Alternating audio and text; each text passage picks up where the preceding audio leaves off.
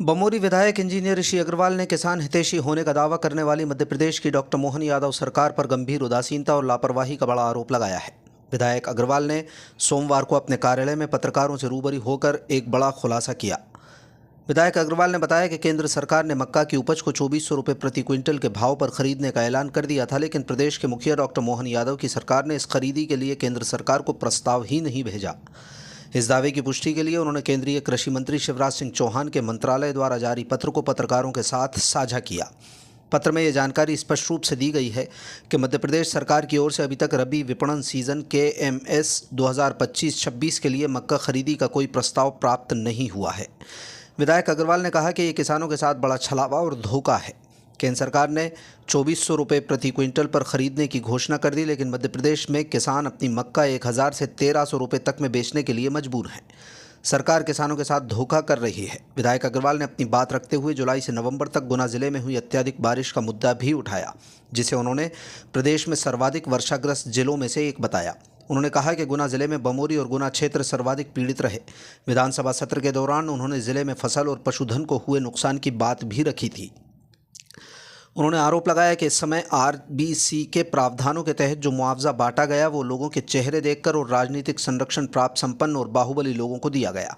बाढ़ प्रभावित गांवों जैसे फतेहगढ़, विष्णुपुरा, कपासी, बंधा, लालोनी, मगरोड़ा में वास्तविक पीड़ित किसानों को मुआवजा नहीं मिल सका और फसलों के नुकसान का तो कोई आकलन ही नहीं किया गया था। अग्रवाल ने कहा कि किसान ने जैसे तैसे मेहनत करके मक्का की फसल तैयार की थी। केंद्र की समर्थन मूल्य की घोषणा से उसे उम्मीद मिली थी, लेकिन अक्टूबर महीने तक पंजीयन शुरू नहीं हुआ। अग्रवाल ने बताया कि उन्होंने स्वयं मुख्यमंत्री और केंद्रीय कृषि मंत्री को पत्र लिखकर किसानों की स्थिति बताई थी। 14 अक्टूबर को केंद्रीय कृषि मंत्री शिवराज सिंह चौहान को लिखे पत्र का जवाब उन्हें 17 नवंबर को मिला, जिसने सरकार की उपेक्षा का खुलासा किया। विधायक ने मक्का खरीदी के अलावा किसानों को यूरिया और अन्य उर्वरक उपलब्ध न कराने पर भी प्रदेश सरकार पर निशाना साधा। उन्होंने कहा कि पूरे प्रदेश में जनता त्रस्त है और सरकार मस्त बनी हुई है। प्रशासन दावे करता है कि खाद पर्याप्त है, जबकि डबल लॉक वितरण केंद्र और सोसाइटी पर खाद नहीं मिल पा रहा और वितरण करने वाले कर्मचारियों का व्यवहार भी सही नहीं है। बमोरी विधायक ने इस पूरे मामले को मध्य प्रदेश में डबल इंजन सरकार के दावों की पोल खोलने वाला बताया। उन्होंने कहा कि संभवतः डबल इंजन सरकार का एक भी इंजन सही नहीं चल रहा, जिसका खामियाजा प्रदेश की जनता को भुगतना पड़ेगा।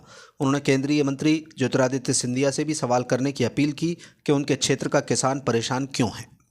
मैं आपको बताऊं कि जब किसानों का मक्के के केंद्र सरकार ने उसका मिनिमम सपोर्ट प्राइस MSP समर्थन मूल्य 2400 रुपये फिक्स किया, तो मेरी भी किसानों से बात हुई, क्योंकि किसानों की मक्का में इस बार काफ़ी नुकसान हुआ, धान में काफ़ी नुकसान हुआ। तो किसानों को एक उम्मीद थी कि 2400 रुपये मक्का निकल जाएगी तो अगली फसल के लिए थोड़ी सी राहत पड़ जाएगी। लेकिन जब मध्य प्रदेश में गुना में पंजीयन चालू नहीं हुए, सेंटर्स नहीं बनाए गए, तो मैंने माननीय मुख्यमंत्री को, माननीय केंद्रीय मंत्री को, शिवराज सिंह चौहान को अपने पत्र लिखा, उनको किसान की व्यथा बताई, किसान की स्थिति बताई।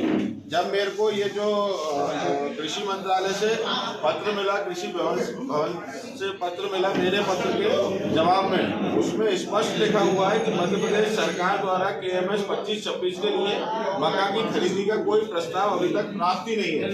तो मैं एकदम स्तंभ रह गया कि ये कैसा छलावा, ये कैसा धोखा मध्य प्रदेश सरकार ने किसानों के संग करा।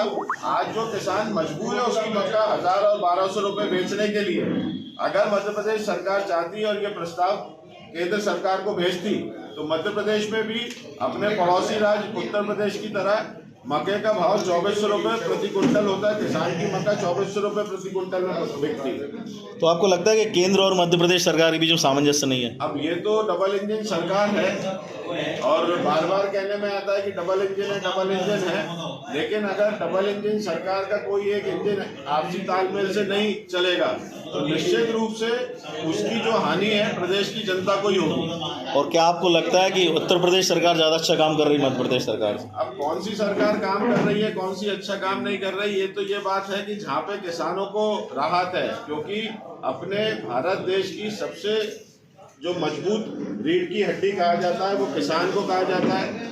कृषि प्रधान प्रदेश है अपना, तो जब अपन किसान को मजबूत नहीं कर पाएंगे या कोई प्रदेश सरकार या केंद्र सरकार अगर किसानों के हित की बात नहीं करेगी, तो मैं नहीं समझता कि वो देश को और प्रदेश को मजबूत कर सकेगी।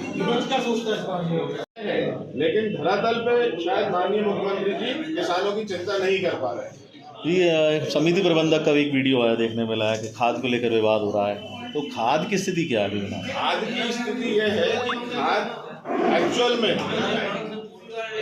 अगर प्रशासन से बात करते हैं तो प्रशासन बोलता है कि खाद पर्याप्त मात्रा में उपलब्ध है, लेकिन उधर किसानों को खाद सोसाइटी से डबल लॉक केंद्रों से मिल नहीं पा रहा।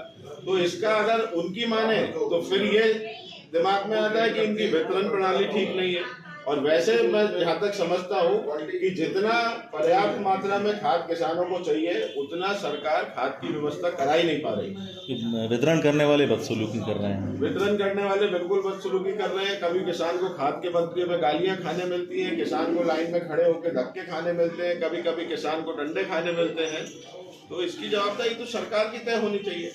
जहाँ सांसद सिंधिया जी हैं और फिर भी इस तरीके से किसान परेशान हो रहे मक्का को लेकर। ये बिल्कुल सही बात है कि एक तरीके से आज अगर देखें तो गुना जिले का सौभाग्य भी है कि यहाँ से जो प्रतिनिधित्व कर रहे हैं वो पूरे देश का प्रतिनिधित्व कर रहे हैं। और अगर किसान परेशान है तो उनको ये प्रश्न सरकार से और प्रशासन से जरूर करना चाहिए कि मेरे क्षेत्र का, मेरे लोकसभा क्षेत्र का किसान परेशान क्यों है।